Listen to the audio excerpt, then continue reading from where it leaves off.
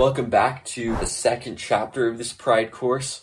Last time we looked at the elements of the lens and the lens itself, how it's able to distort our perspective on reality by running it through these various elements of the lens. And we looked at various ways of understanding this concept and separating out each of those components in order to see how each one relates to one another in order to come to various conclusions that can serve various purposes, such as being more persuasive or reflecting on our own past. For this chapter, we're going to look at the development of the self-image and the 4 types of self-image that we can end up with. The self-image plays a very important role in our life, in the things that we're going to do, in the beliefs that we're going to hold, and in constructing the lens itself.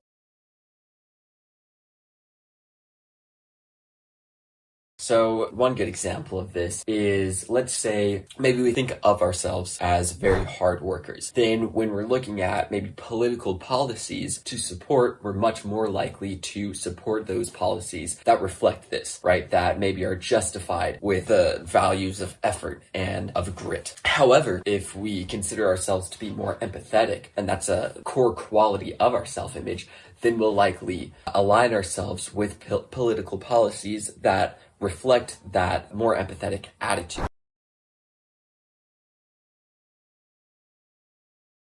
Another example of this idea that our identity is very impactful on our actions or on our life is a personal story from yours truly, where about a bit over a year ago now, when I was quitting smoking cigarettes, and I was, during the same kind of period of time, I was starting to think about my future and what I wanted out of life, who I wanted to end up being, the things I might want to accomplish. And at the time, I was very consumed by this idea of becoming a successful CEO, running a construction company, and a part of that future self, which is a very, very important part of the idea of the self-image.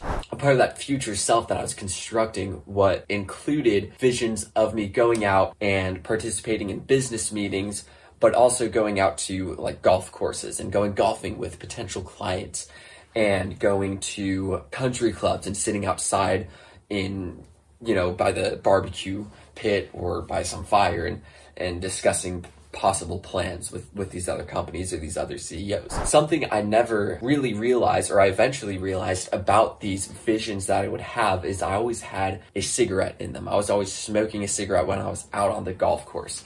I would have cigars, or I would come with, a box of Cubans. I'd be like, here, let's all smoke some cigars. And everyone's like, oh, okay. And it was always kind of in the background of them, but it was a quality of them. And eventually I realized that I needed to let go of this aspect of my future self. And I had to take that out of who I saw myself being later in order to change what I was doing now. And this wasn't the only thing that ended up helping me quit cigarettes, but it was extremely effective in getting me there. In the realm of habit building, which we're not going to go too deep into right now, but if you read, for example, maybe Atomic Habits is an incredible book about habit building, but you'll see that addressing the concepts about yourself and your self-image is an extremely important or fundamental aspect of changing the things that you do. And so once I kind of let go of that quality of my future self, and I would visualize my future self, this dream that I had for myself to be the successful CEO, and I would intentionally take cigarettes out of that. I would intentionally imagine myself there with maybe a toothpick instead. When looking at the way that we construct a self-image, there are 3 key factors that we want to look at. The first we've already discussed in depth, and that's the lens. We all know how this works now. We go about observing our life. We observe the way that we act. We observe the way that other people react to the way that we have acted. We see the things that we do. We see the way that we affect the world. And we observe this, it gets distorted by our lens to some degree, and then we begin to build a perspective about ourselves based on these perceptions. A second part of this process is the process of introspection, which is essentially the process of building that perspective. And the introspection can go one of 2 ways. It can either be destructive or constructive. We'll look more at those 2 possibilities later. But due to this process, there becomes a distinction distinction between our true self and our perceived self, or our self-image. And when I say true self, it's not so much the idea of, oh, I need to go on an adventure and discover who I really am deep inside, or some statement about your soul or your consciousness. Well, all that might exist or whatever. This is more a matter of the real nature of the actions that you're taking and how you exist outside of your lens versus how you conceptualize yourself after perceiving or after introspecting on the way that you've lived your life. The image is not accurate. The true self is truth. Our self-image is going to heavily impact our true self because the way that we see ourselves is going to affect the way that we act. It's going to affect our behaviors, our opinions, our beliefs, and all that. But it's very possible for us to go and do something and then either deny it or misinterpret it or just, ignore it or forget about it because forgetting happens. And because of that, we lose important pieces of that puzzle of constructing that accurate self-image. And so it becomes somewhat distorted. The second factor is our desire for certainty. This is most easily seen in the confirmation bias, which is essentially the bias where you form a belief or an opinion of some kind, and as you go about your life, you tend to notice the facts or the information that justify this further, or you interpret facts or information in a way that justifies your opinion. That's why you could have a liberal and a conservative both see the same event and use that same event as a justification for, more gun control or less gun control or whatever. This is simply because the unknown is scary. As humans, we want to be able to act with certainty. We want to be able to know that we can get a desirable outcome for our psyche, for our lens, and for our perspective. It doesn't matter necessarily if in reality we have true certainty, if we can actually have that tangible result on the other side of action. What matters is that we can feel certain. And more often than not, in order to get true certainty, we have to embrace uncertainty. But since we're afraid of uncertainty, we'll tend to jump to conclusions or reach for solutions as fast as we can in order to feel that sense of security. So all these factors are going to be extremely influential on the way that we develop our self-image and are essentially going to be pulling that self-image further and further away from that true self.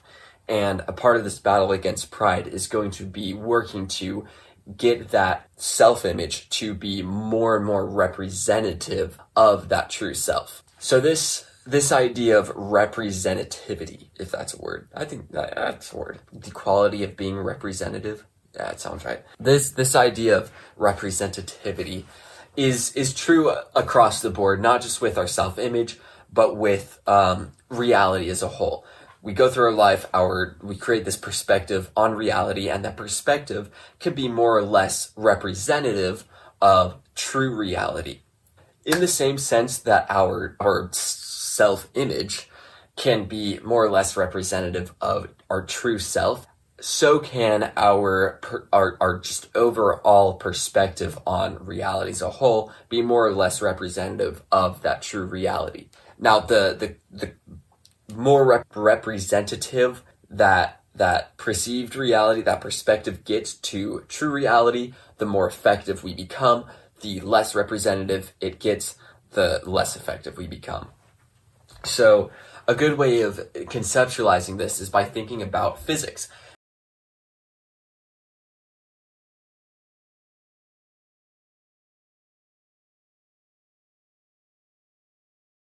Because physics just lays it all out. It's very clear, it's very simple.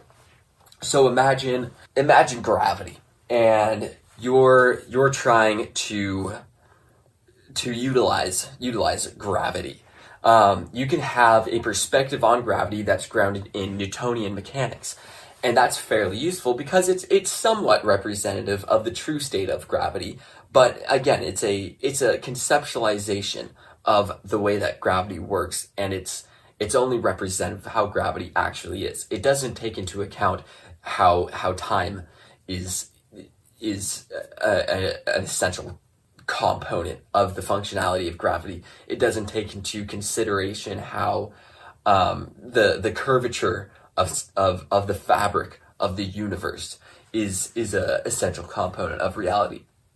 It simply lays out fairly useful formulas that allow us to predict how objects move in a system that incorporates gravity.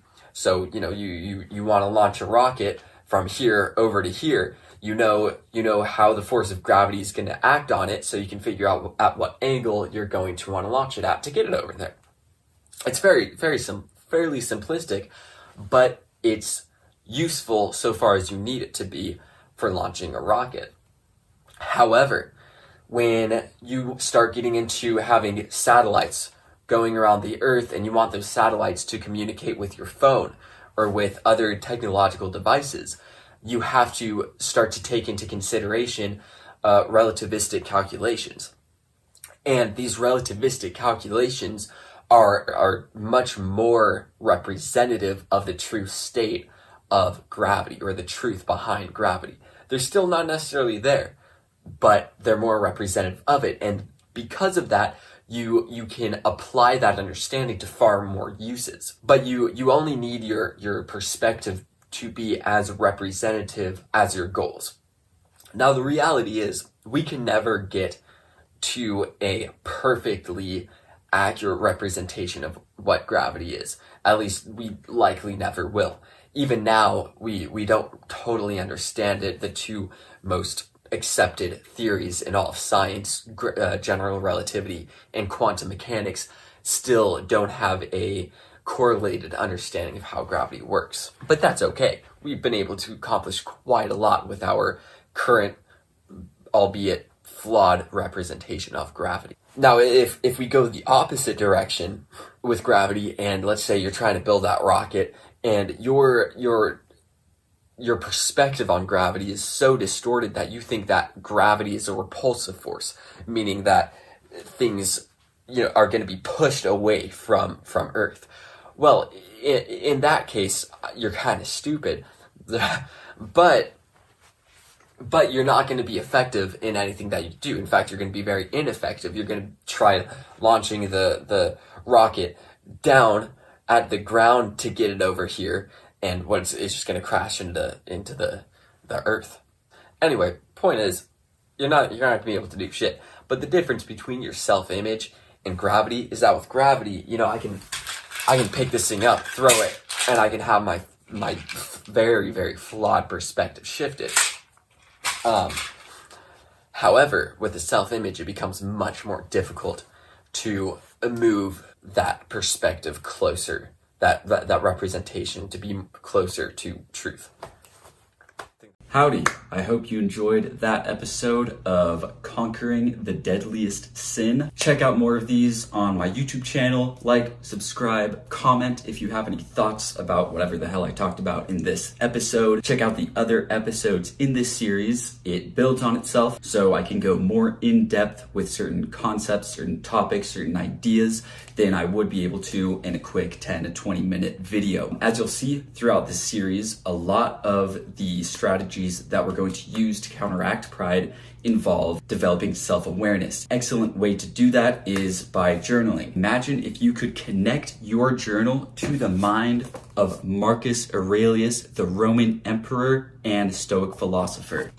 I made an app that allows you to do that. Essentially, you can go in, type in your reflections, regurgitate all the thoughts, all the ideas, all the experiences into your phone here, and then you'll be able to talk with a version of ChatGPT that's been connected to the meditations by Marcus Aurelius, as well as other Stoic texts such as On the Shortness of Life by Seneca, The Discourses by Epictetus, another book by Seneca, The Letters of a Stoic. So go ahead and check that out in the description. Get that app, give me a review, tell me what you think. Let me know if there are any features you would like to see, anything that you think should be added, any issues that you might find. I'm a solo app developer, kind of trying to figure it out on my own, and I would love any feedback from you guys that I could get. See you next time.